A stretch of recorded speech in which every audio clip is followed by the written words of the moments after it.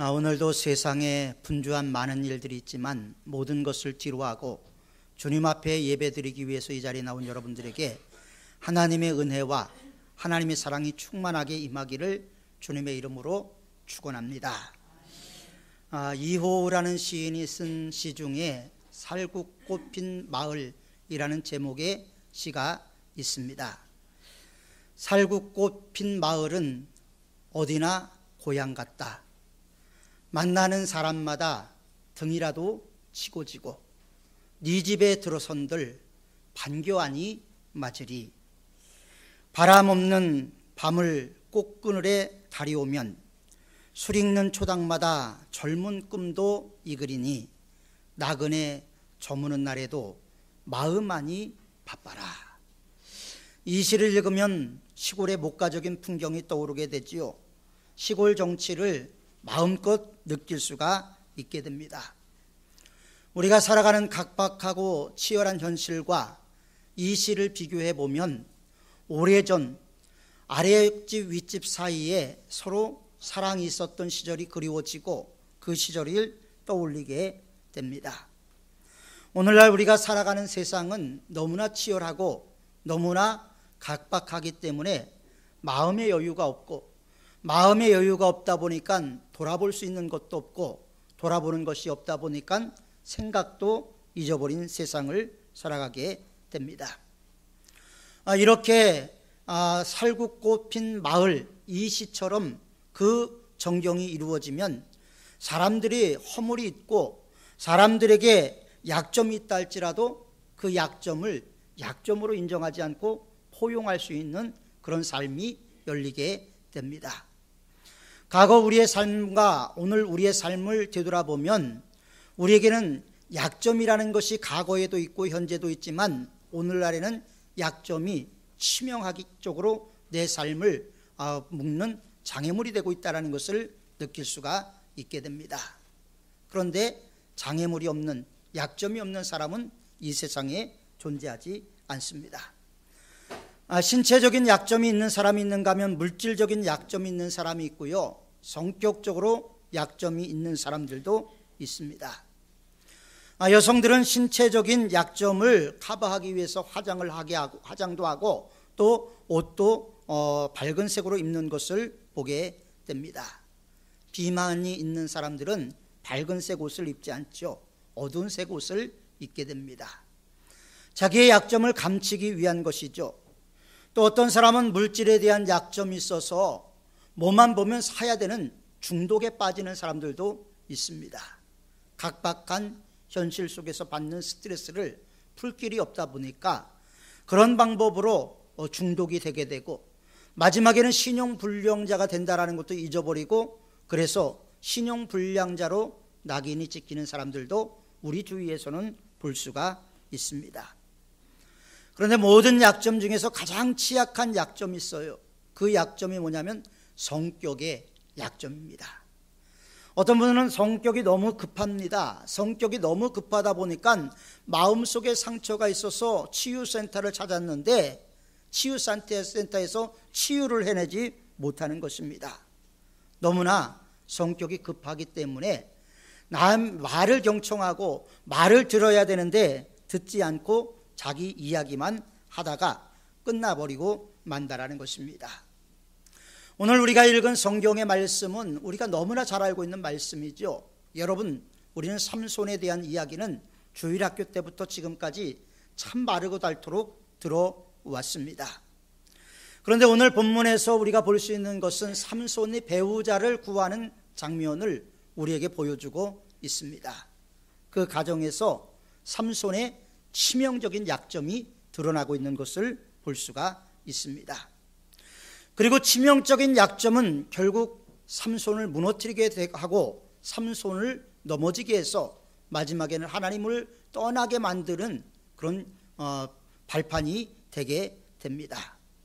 오늘날 우리도 삼손이 갖고 있는 그런 치명적인 약점, 그것이 있다면 우리가 무엇인지 살펴보고 하나님 앞에 나가야 할 것입니다. 첫 번째로 삼손이 눈에 보이는 대로 따라가다 망하게 되었습니다. 우리 역시도 눈에 보이는 대로 따라가다는 망할 수밖에 없습니다. 한 번은 삼손이 블레셋 딥나라는 동네로 내려가게 되었습니다.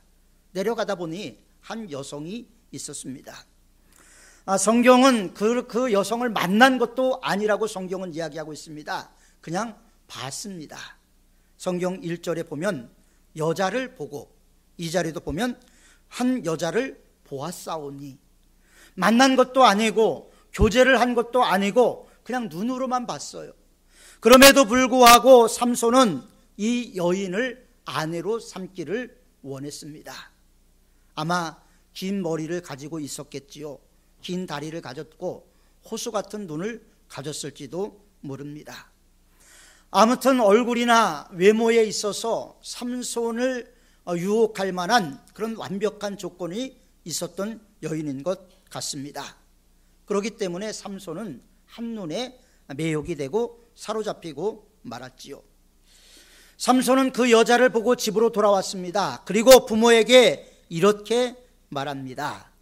내가 딥나에서 블레셋 사람의 딸 중 한 여자를 보았사오니 이제 그를 지하여 내 아내로 삼게 하소서. 여러분, 지금 뭘 하자는 겁니까? 교제해 본 것도 아니잖아요. 얼굴 한번 봤어요. 그런데 내려가서 그 여자를 내 아내로 삼게 해달라고 말하니 얼마나 기가 찹니까?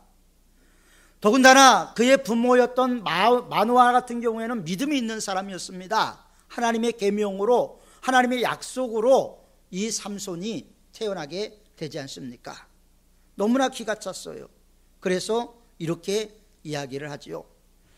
내 형제의 딸 중에나 내 백성 중에 어찌 여자가 없어서 내가 할례 받지 아니한 블레셋 사람에게 가서 아내를 취하려 하느냐. 그런 삼손의 요청에 대해서 부모는 아주 원초적인 대답으로 마감을 하려고 합니다. 이 이야기는 다시 한번 이야기를 하면 내가 나실인이 아니냐, 하나님의 자녀가 아니냐, 그런데 어찌하여 블레셋 할례도 받지 아니한 여성을 아내로 삼으려고 하느냐, 이런 이야기지요. 부모는 말렸습니다. 이 정도의 원칙을 갖고 있는 부모라면 참 훌륭한 부모라고 생각이 됩니다. 그런데 많은 부모들이 자녀들 가운데서 결혼하겠다고 배우자를 데리고 왔을 때 자녀들보다, 오히려 결혼 당사자들보다 부모들이 더 외적인 조건에 푹 빠지는 경우들이 있습니다.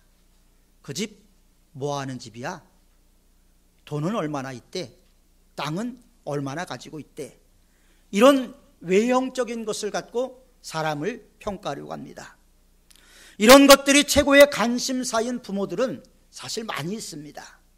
심지어 예수 안 믿는 남자랄지라도 의사, 변호사면 그냥 눈 딱 감고 자녀를 위해서 결혼을 시키겠다라고 생각하는 부모들도 있을 것입니다.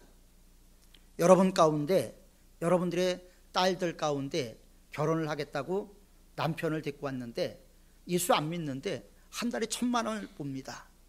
그러면 안 넘어갈 부모가 거의 없지요. 그래서 자녀들이 잘못 결혼하는지 잘하는지를 따지기보다는 외형적인 조건에서 모든 것을 판단해버리고 많은 경우가 있습니다. 믿음의 부모들의 기준이 이 정도라면 얼마나 신앙이 이 세상에서 하향 평준화가 되어 있는가 하는 것을 볼 수가 있게 되는 것이죠. 왜냐하면 세상 사람들은 교회 안에서 느낄 수 없는 그런 느낌이 있습니다. 왜냐하면 그들에겐 경쟁력이 외모밖에 없기 때문에, 외모를 꾸미기 때문에 그래요. 그런데 꼭 결혼하는, 그럼에도 불구하고 결혼해야 되겠다라는 자매들을 보면요, 제가 청년부를 오래 지도했는데 뭐라고 얘기를 하냐면 전도하면 된다, 전도하면 되지 않습니까? 이렇게 대답을 해요. 그런데 여러분 한번 생각해 보십시오. 여러분들의 남편을 전도하는 것이 쉽습니까? 쉽지 않은 일입니다. 배우자를 전도하는 것은 이 세상에서 모든 전도보다 가장 어려운 전도라고 이야기하는 분도 있습니다. 말 안 듣지요. 더군다나 남자가, 여자가 하는 말 자존심 때문에 또 듣지를 않습니다. 보통 어려운 문제가 아니지요. 남자들은 주로 40대 50대가 되면 이제 자아 정체성이 완전히 굳어버려서 거기서 벗어나기가 쉽지가 않습니다. 종교를 바꾼다는 것은 더더욱 어려운 일이지요. 어린아이를 전도하는 것은 쉽습니다. 어린아이의 마음속에는 깨끗함이 있어서 그나마 그의 마음속에 받아들일 만큼의 여유가 있지만, 어른들은 자기의 철학관이 확실하기 때문에 받아들이기가 어렵게 되는 것입니다. 그래서 자녀도 부모도 삼손처럼 눈에 보이는 것만 쫓아가다 보면 결국 망할 수밖에 없다는 것을 기억해야 하는 것입니다. 두 번째로, 불신앙의 자녀 앞에서 믿음의 부모는 무릎을 꿇을 수밖에 없어요. 자, 우리가 삼손도 마찬가지 아닙니까? 오늘 본문 5절에 보면 가슴 아픈 현실이 그대로 나타나고 있어요. 삼손이 그 부모와 함께 딥나로 내려가서, 여러분, 결국 부모가 무릎을 꿇었습니다. 부모가 졌습니다. 어디로 내려가고 있습니까? 딥나로 내려가고 있습니다. 이게 무슨 얘기예요? 삼손의 어이없는 고집에 결국 이 부모가 무너져 버리고 만 것입니다. 신앙의 기준이 무너져 버렸습니다. 결국은 삼손이 원하는 얼굴밖에 본 것이 없는 여자와 결혼하겠다는 삼손의 억지에 믿음의 부모가 따라가고 있는 것입니다. 자식 이기는 부모 없다. 이 말을 우리는 오늘 본문에서도 분명히 볼 수가 있게 됩니다. 더군다나 오늘날은 자녀들도 많이 낳지 않잖아요. 여러분, 오늘날 얼마나 많은 자녀들이 를 적게 낳습니까? 인구 절벽이라는 말이 나오고 있지요. 그러다 보니까 자녀는 더욱더 귀합니다. 제가 꽤 오래전에 연현중학교에서 논술교사로 가르쳤던 적이 있었는데, 그때 연현중학교가 14개 학급이었습니다. 지금 9개 학급입니다. 많이 줄었죠. 어제 개원예술고등학교에 교사로 있는 박기현 선생이라고 제 친구로부터 전화가 왔어요. 내가 요즘 학교 어떠냐니까 힘들다고 이야기를 하더라고요. 왜 그러냐 그랬더니 미달이 생긴 과가 나왔답니다.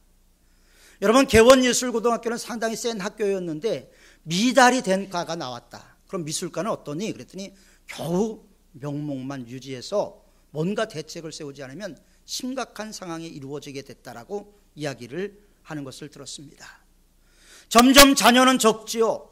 그러다 보니까 그 자녀를 이길 부모는 더욱더 없어지는 겁니다.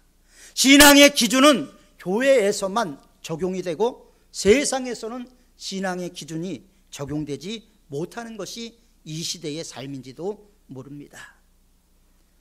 아무리 믿음이 좋은 부모라 할지라도 억지를 부리는 자녀를 이기는 부모는 거의 없는 것 같습니다.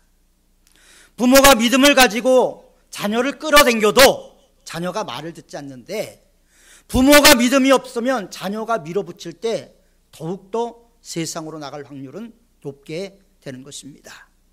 자녀 이길 부모는 없다고 이야기를 합니다. 정말 이 시간 여러분들 분명히 생각을 해야 돼요. 부모들이 말 잘 듣는 자녀들 원하잖아요. 신앙적으로 양육해야 된다는 걸 이론적으로는 알고 있지요. 여러분, 우리가 이론이 중요한 것이 아니라 알고 있는 것을 갖고 믿고 실천하는 것이 더욱더 중요하다는 것을 분명히 알아야 하는 것입니다. 믿음의 부모가 믿음의 자녀를 이끌어가기는 믿지 않는 자녀를 이끌어가기는 쉽지가 않습니다. 그런데 믿음의 자녀가 믿지 않는 부모를 끌어갈 수 있는 확률은 높습니다. 왜냐하면 자녀가 우리에게 또 하나의 우상이 되어가는 시대를 살아가고 있기 때문에 자녀들의 말에 따라서 삶이 바뀌는 그런 시대를 살아가고 있는 것입니다. 우리는 5절을 보면서 기막힌 상황을 보게 되지요. 믿음을 갖고 있는 가정에서 믿음 없는 모습을 드러 나타내고 있기 때문입니다. 세 번째로, 꿀 같은 세상에 달콤한 유혹을 조심해야 돼요. 여러분, 이 세상에는 꿀들이 많이 있습니다. 근데 그 꿀이 우리에게 영양분이 되는 것이 아니라 우리를 망하게 하는 꿀들이 많이 있다는 거예요. 자, 삼손이 딥나로 내려가는 길에 놀라운 사건이 하나 벌어지지요. 뭡니까? 바로 포도원에서 사자가 나타나게 되었습니다. 여러분, 사자가 포도원에 있다는 것 자체가 이해가 되지 않지 않습니까? 여러분, 이 장면에서 여러분들은 무엇을 생각하십니까? 여태까지 배워온 게 있으니까 그 사자를 염소 새끼처럼 찢었다. 여러분, 이 부분만 생각하고 계시지는 않습니까? 그러나 분명히 기억할 것은 그것은 중요한 대목이 아니라는 거죠. 이것은 하나님의 경고였습니다. 사자를 통해서라도 그 불신 여성에게 가지 못하게 막고자 했던 하나님의 마음이 있었던 거예요. 그럼에도 불구하고 하나님의 계시를 삼손은 깨닫지 못하고 결국 사자를 찢어 죽이고 맙니다. 우리가 잘못된 길로 갔을 때 하나님은 우리에게 경고를 하셔요. 유턴하라고 말씀하세요. 돌이키라고 말씀하셔요. 그런데 많은 사람들은 돌이키기보다는 갈 때까지 가보자, 끝까지 가보자, 그러다가 결국 하나님에게 징계를 받고 돌아오는 사람도 있습니다. 요나가 니느웨로 가라는 명령을 피해서 다시스로 도망갔을 때 어떤 일이 있었습니까? 하나님의 경고가 있었죠. 풍랑이 일어났습니다. 여러분, 풍랑이 일어나면서 배가 뒤집힐 위기까지 놓여진 것이 하나님의 경고였죠. 발람이 발락의 초청을 받고 이스라엘을 저주하기 위해서 갈고 있을 때 나귀가 말을 했어요. 하나님의 경고였지요. 그럼에도 불구하고 경고를 무시했을 때는 하나님의 징계가 있었다는 것을 분명히 볼 수가 있습니다. 포도원에 사자가 나타나서 사자와 싸워서 뭐 한쪽이 팔이 떨어지거나 그러면 아이고 내가 잘못했구나 돌이킬 텐데 이 사자를 맨손으로 찢어 죽였습니다. 여러분, 이게 축복일까요? 많은 사람들은 이걸 축복이라고 착각해요. 이거 축복이 아닙니다. 포도원에 나타난 사자를 찢어 죽인 것은 삼손에게는 축복이 아니라 저주였다는 사실을 분명히 기억해야 하는 것입니다. 하나님의 경고를 무시한 성공은 성공이라고 착각해서는 안 되는 것입니다. 여러분들이 불신앙적인 삶을 사는데 가정이 평안하고 사업이 잘 되고 주일 성소를 안 하는데도 모든 것이 잘 돼갑니까? 축복 아닙니다. 이것은 성서적인 세계관의 가치에서 말씀을 드리는 것입니다. 그것은 사실 저주일 수 있습니다. 왜냐하면 어떨 때 망하는 것이 축복일 수도 있어요. 축복이 망하게 하는 것일 수도 있다는 것을 분명히 알아야 됩니다. 우리 인생의 포도원에서 사자를 만날 때가 있습니다. 그럴 때 하나님의 경고가 아닌가. 때로는 나에게 질병을 보내서 내 가정에 우환질고를 보내서 내가 잘 나가는 순간에 고통이 다가온다면 하나님의 뜻이 무엇일까? 분명히 생각을 해봐야 하는 것입니다. 왜 나에게 이런 문제가 생겼을까? 나에게 왜 이런 고통이 오게 됐을까? 나에게 왜 이런 시련이 오게 됐을까? 내가 왜 믿음에서 떨어져서 불신앙적인 모습이 되었을까? 내 자신들을 되돌아봐야 하는 것입니다. 그런데 그 일이 있은 지 얼마 되지 않아서 이제 삼손은 드디어 그 여자를 취하기 위해서 딥나로 내려갑니다. 내려가는 도중에 얼마 전에 자기가 찢어 죽인 사자가 있었잖아요. 그 사자를 봤어요. 그 사자를 봤는데 그 사자 안에 뭐가 있어요? 벌떼와 꿀이 있었어요. 삼손이 그걸 보고 나서 그 꿀을 취해서 먹었습니다. 먹기만 한 것이 아니라 부모에게도 갖다 드렸다고 성경은 분명히 말씀을 하고 있었는데 이것이 죽은 사자에게서 나온 것이라고 이야기하지 않았다는 거예요. 사랑하는 성도 여러분, 이 꿀이 어디서 나왔습니까? 죽은 사자에게서 나왔습니다. 사자의 시체에서 나온 것입니다. 지금 삼손이 무슨 일을 하고 있는 것입니까? 삼손의 정체성이 무엇입니까? 삼손은 나실인입니다. 그는 태어나면서부터 나실인이었고 나실인의 조건을 성경은 세 가지로 이야기하고 있어요.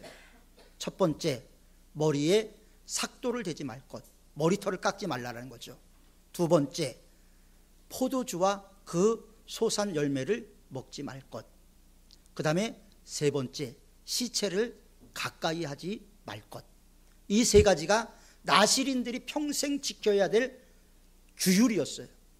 그런데 지금 삼손은 어디에서 꿀을 취했습니까? 죽은 사자였어요. 벌써 나실인임에도 불구하고 나실인으로서의 자기 정체성을 잃어버리고 거기에서 꿀을 취하고 만 것입니다. 하나님과의 약속을 맺은 백성으로서 그 약속을 스스로 파기하고 있었던 것이죠. 만약에 사자에 꿀이 없었다면 사자를 보면서 삼손은 그렇게 생각할지도 몰라요. 아, 하나님이 시체를 가까이 하지 말라 그랬지. 그런데 그 안에 꿀이 있었어요.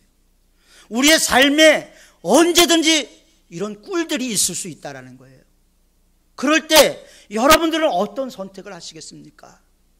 여러분들이 그 꿀 앞에서 무엇을 선택할 것인가 하는 것이 여러분들의 신앙의 현주소라는 것을 분명히 알아야 하는 것입니다.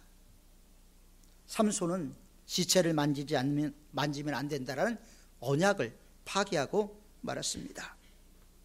여러분, 왜 많은 신앙인들이 부정행위를 합니까? 왜 주의를 지키지 못하고 또 불신 결혼을 하게 됩니까? 세상에 달콤한 꿀이 발라져 있기 때문입니다. 이 꿀이 나를 유혹하는, 나를 무너뜨리기 위한 것이라는 것을 생각하지 않고 그대로 따라 나가기 때문에 결국은 어려움을 당하게 되는 것입니다. 어느 교회에 미모의 모 자매가 있었다고 합니다. 미국에서 박사학위를 받아온 어떤 분의 소개를 받아서 결혼을 했어요. 결혼을 했는데 외모도 그럴듯하고 또 유학도 하고 또 학벌도 있는 데다가 좋은 직장까지 있어서 생활의 안정만 보고 결혼을 했답니다. 그런데 어느 날 얼굴이 뜨뜻해서 뭔가 눈을 떠봤더니 자기 얼굴에 오줌을 놓고 있더래요. 나중에 보니까 정신적으로 결함이 있는 사람인 거예요. 외모만 그럴듯한 꿀이 발라져 있는데 따라갔던 결과가 결국 정신병자와 결혼할 그런 모습이 되어버리고 만 것이죠. 여러분들은 어떻습니까? 신앙생활하면서도 다음 주일에 교회 가면 되지. 오늘 날씨도 좋은데 산으로 좀 바다로 바람 좀 한번 쐬고 오면 좋지. 그런 마음을 갖고 있지는 않습니까? 신앙을 타협하기 시작하면 끝까지 타협할 수밖에 없습니다. 마귀는 한 번만 타협하라고 우리에게 권하고 있습니다. 왜냐하면 한 번 타협한 사람은 끝까지 타협을 하기 때문입니다. 이제 말씀의 결론을 맺으면서 삼손의 모습을 통해서 우리는 무엇을 깨달을 수가 있습니까? 눈에 보이는 대로 따라가면 망한다라는 거예요. 내 눈에 좋은 것만 보고 따라가다 망할 수 있다는 것을 우리는 분명히 알아야 됩니다. 결혼할 때 삼손이 여자를 보는 기준은 한 가지였어요. 그 여자를 보고 눈에 보이는 대로. 로마서는 우리에게 그렇게 말씀하고 있어요.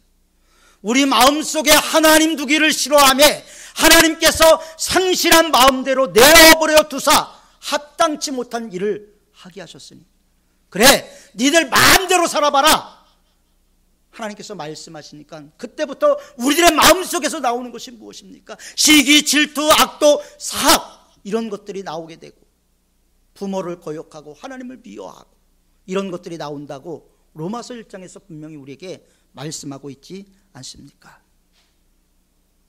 불신앙의 자식 앞에서 믿음의 부모도 무릎을 꿇을 수밖에 없습니다. 그렇다면 어떻게 해야 될까요? 더욱더 강한 믿음으로 무장이 되어야 되는 거예요. 타협하면 타협할수록 우리는 비탈길로 내려갈 수밖에 없습니다. 자전거를 타고 내려가다 보면 비탈길에서는 페달을 밟지 않아도 가속도가 붙게 되지 않습니까? 꿀 같은 세상, 달콤한 유혹들이 많이 있지요. 그것에 넘어져서는 안 되는 것입니다. 삼손이 왜 시체를 만졌습니까? 꿀이 있었기 때문에 그렇습니다. 많은 그리스도인들이 왜 무너집니까? 세상에 달콤한 꿀이 있기 때문에 무너져 버리고 마는 것입니다. 그렇다면 우리는 어떻게 해야 될까요? 성경적인 기준 바로 세워야죠. 성경을 갖고 다니는 것이 아니라 성경을 묵상하고 그 말씀의 기준을 우리 마음속에 표대로 삼아야 되는 거예요. 기준이 있어야 되지 않습니까? 집을 질 때 다림줄이라는 것을 하잖아요. 건물을 세울 때 똑바로 세워졌나 안 세워졌나. 우리 신앙에, 우리 믿음에, 우리의 삶에 다림줄이 성경이 되어야 되는 거예요. 그렇게 돌아갈 때 세상의 유혹 앞에서도 하나님의 말씀은 이것이었지, 하나님의 말씀을 붙잡고 나갈 수가 있게 되는 것입니다. 유턴하십시오. 여러분들의 삶의 현실에서 돌아서십시오. 이대로 가다가는 멸망으로 가는 길이라는 것을 여러분 분명히 아셔야 됩니다. 니느웨로 가라고 명령하셨음에도 불구하고 왜 다시스를 향해서 가고 있습니까? 돌아가야 됩니다. 삼손을 보면서 우리의 믿음의 현주소를 돌아봐야 되고, 삼손을 보면서 세상의 달콤한 꿀 앞에 힘없이 무너지는 우리 자신들을 바라봐야 돼요. 왜 힘없이 무너집니까? 기준이 없기 때문에, 하나님의 말씀이 내 안에 없기 때문에 무너져 버리고 마는 것입니다.